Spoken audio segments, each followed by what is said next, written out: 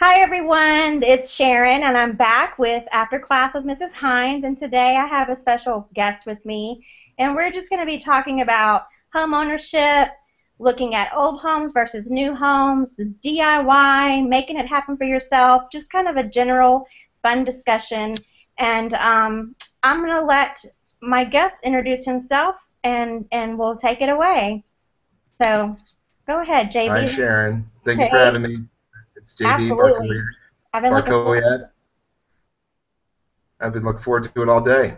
Yeah, good. Um, buildingmoxie.com, and great to be here.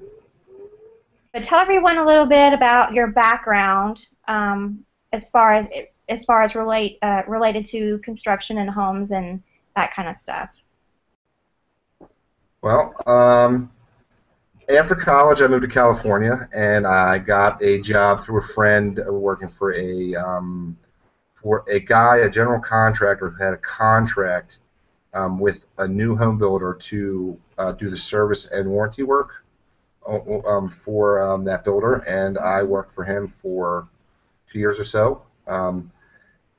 At the end of that run, I happened to move back to Maryland, where I'm from, and I got married, and that was the motivation for moving back. I took a desk job for a few years in doing software, and then went to work for the big builder Toll Brothers, who Speaking of market and all that, and we're entering into the spring season, and it tends to be the season of the housing market, and so people are putting their homes on the market to sell. People are looking at homes. Some people, I guess, they start out knowing, I want a fixer-upper, I want a new home. But for those who are trying to decide, um, from your perspective, having experienced buying a fixer-upper and then also working in new construction, what are some things you want people to consider as they make that decision? well, I think the first thing I should say is, and we probably touched on this a little bit before we got on air, is the fact Hmm. that it really is such a personal thing. Yeah. I personally have a history of being an old house. We've been through officially 4 houses together, my wife and I, and Hmm. every one of them was built before 1920. That's Hmm. us. When I worked for the builder, I have gained respect. I think that I gained respect that I didn't previously have for the new home. Some of the, you know, you know, for a while there in the mid aughts, I guess last Yes. decade. I mean, it was becoming a little bit cookie cutter. I mean, the Toll Brothers look like the D.R. Hortons. The D.R. Hortons look like the Ryland Homes. So, Right. um, but that's not to say they're not well built houses. You know, I say if you're buying a new home, um, the single best tip I could give to you is to research the builder and research, Mhm. who ran the project and who worked on the project that where the home was built. If you can get that information, you may Yeah. even be able to get that information 2, 3 years back. Um, Obviously, in an older home, you don't have that opportunity. No, we took a chance on this house. It's new construction, but we're coming up on 6 years in it. Um, the builder was brand new, a breakout from Lennar, and this builder is called Chesmar. And as far as I know, they're just in Texas. But um, one of the things I do like I'm like you, I love character, and one of the things I like about my neighborhood is that it's called a historic series, so it's modeled after an older area in Houston that are the cottages and um, I guess what you call shotgun houses and front Mm. porches and all that stuff. So I got some of that look. This builder did a good job of adding some of those old home characteristics, so I was happy with that. Well, I mean, and so I think maybe that's my point is that even though it did maybe potentially feel a little cookie cutter there are Mhm. still new homes, and especially homes built by custom builders that Mhm. have a ton of character, have a ton of detail, Yeah. have better products, better technology that went into them. Hmm. Um, and then but at the same time, you're also paying for those homes in Yeah. a lot of cases. Now here's I don't want when to go back to talking fixer up. sorry, I'm interrupting. That's ADD kicking in. If I don't say it now, I'll forget. um, when we were building this house, and it was I mean, it was a part of a floor plan of tract homes. It's not a custom home, but um, there were things that I wanted to ask if they would do or change, but was intimidated and didn't do it. So, just in your time that you were with Toll Brothers, are builders, as far as you can tell, receptive to making changes to floor plans or changing things out for a homeowner? Oh, that's interesting. I don't know necessarily that I have enough experience to speak on Mm-hmm. that because I only worked in, say, 1.5 developments with Toll Brothers. I mean, because Mm-hmm. it takes that long time, that long to Yeah, to build build out. Yeah. a community. Uh, I would again say that it has to go. It comes down to who the project manager is, Mm-hmm. who is running that development. Mm-hmm. I would say that in my case, changes were made. um, uh, how willfully, and I hope that they never see this. Yeah. You know, they are. I mean, again with Toll Brothers, and many builders listed on, on the Fortune 500, traded on, New York Stock Exchange. It is about the dollar. Mm-hmm. When you're dealing with a construction with a with that type of builder. Not Mm-hmm. to say that it's not the same case with the custom builder, but um, I mean, it can't hurt to ask. I mean, you Yeah. only At least ask. I was it too. won't get done if you don't ask. Yeah. Exactly. That's where my regrets lie. But you and your wife, you said it's in y'all are people who prefer older homes, and you obviously were in the market a handful of years back and bought a home, moved in a couple of years later. But so tell us about your home. I'm very curious about your home and what style it is, and I know you've been working on it for years, and so I need a home tour. Put a home tour on Building Moxie. Okay, so this is the fourth house that we've had together. Hmm. Technically the third. Should it be a new home? Should it be a fixer-upper? I mean, you have to be a certain kind of. You have to have a certain, in my opinion, a certain kind of. What's the word I'm looking for? Um, intestinal fortitude to deal with a real Yeah. fixer-upper. So You you've got your own personal Moxie. You have to have Moxie do a little bit of a fixer up. I mean, we live with half in the house where we live with half of a kitchen for 3 years. Hmm. And sure, the wife complained, and I was like, Jen, as soon as I get done this, and this, then I'll do the kitchen. And then Hmm. she got to the point like where, okay, I met another contractor, and we're gonna have him do it. You know, Yeah. and that hasn't been a bad situation because now she's working with him, and you know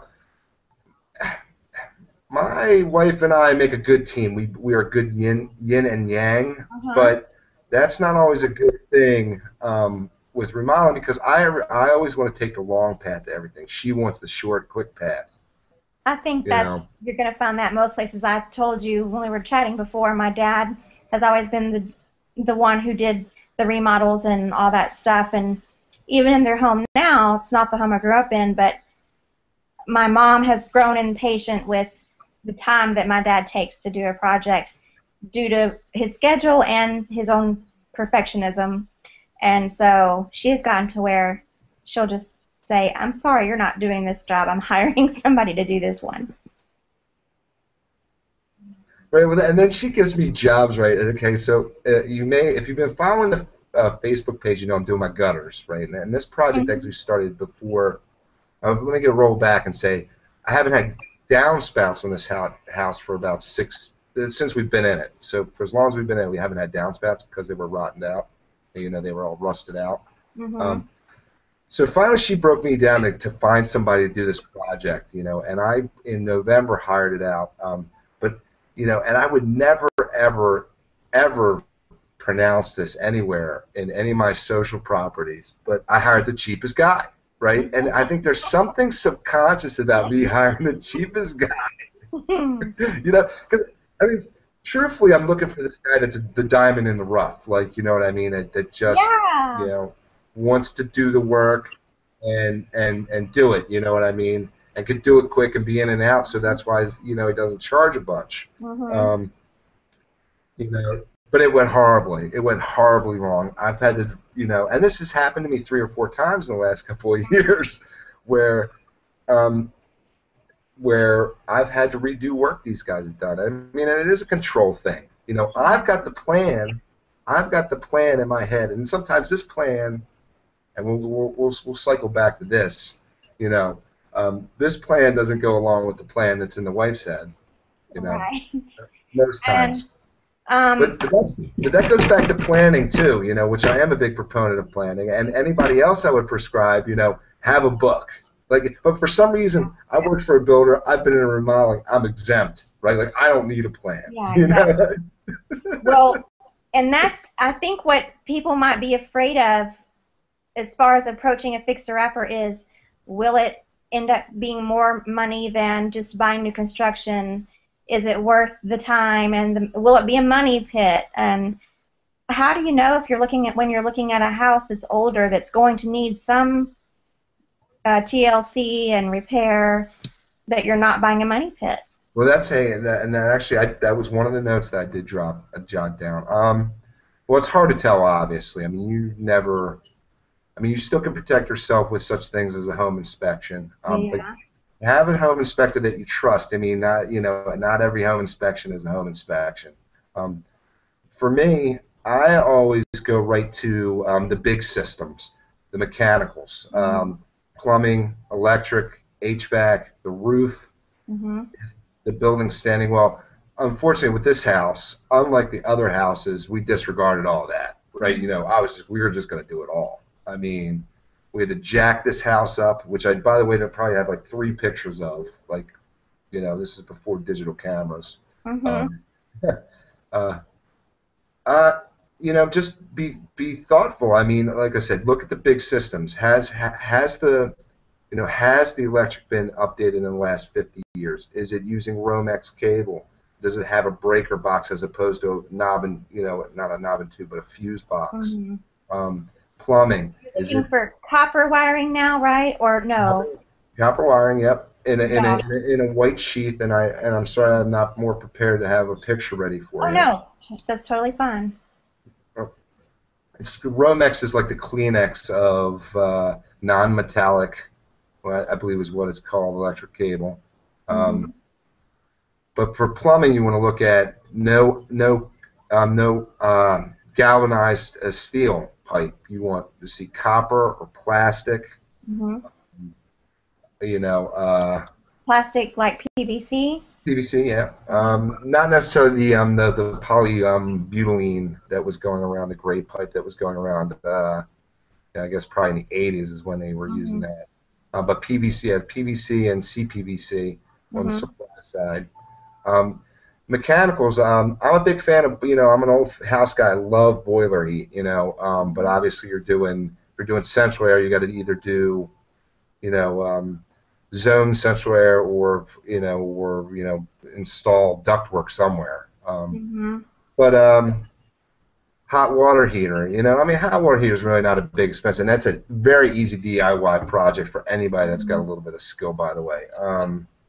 But roof, what kind of shape is the roof in, and then the foundation, look at the big systems, have a little bit of knowledge about houses. I'm sorry to have to say this, but there's just certain things like, how, and some big builders don't respect this. Some builders don't respect this, but how's the house sited?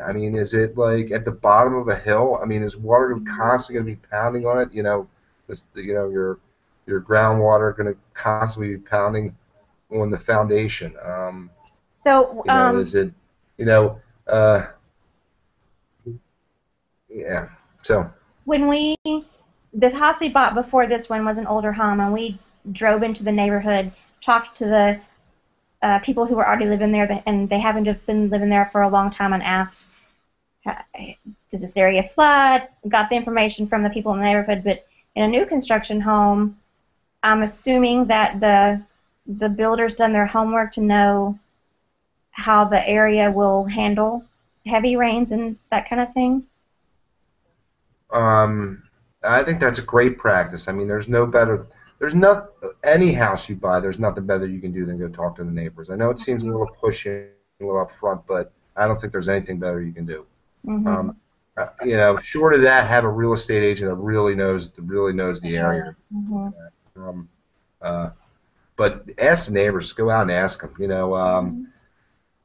I'm sure they know what has been happening with this house, by the way. I mean, in most Yeah. cases they do, right? You know what I mean? Have you Mm-hmm. seen a plumbing truck out in front of it, 14 Mm-hmm. times in the last 2 years?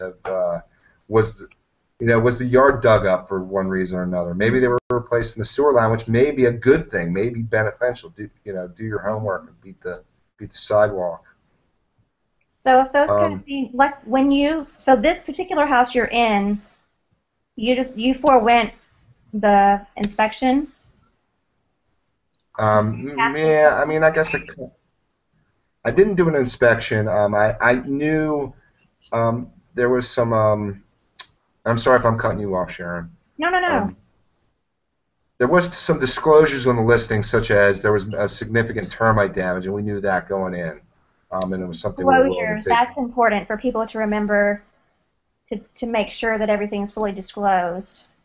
Um, it's not. It really is kind of like I shouldn't say kind of, but as a lister, as someone who's listing house, legally are supposed to disclose. And we talked about this offline, but I would like people to hear how, for me, what your kind of life motto about you can't learn it until you do it. And I was sharing with JB offline that I grew up with that being modeled before me my whole life, and um, as a girl growing up watching my dad do all this stuff, I just thought, as every little girl thinks her dad is Superman and can do anything and knows everything. And it wasn't until later in life when he was kind of encouraging my husband and saying I didn't know what I was doing until I just did it. So I guess I would say then, for anyone who's looking at that first fixer-upper, I wouldn't suggest letting intimidation scare you off, especially if you see some really strong bones and a floor plan that works for the family. Well, it's funny you ended that sentence on the family because it really does. I mean, fixer up or new home. In a lot of ways, it does come down to what fits your family's needs. Mhm. Is it in the right school district? Yeah. Could you see yourself living here for the next? Mhm. And this is the thing that we've had to face. Can you see yourself if you can't get this house done? Can you see yourself living in this school district for the next 20 years, 25 Mhm. years?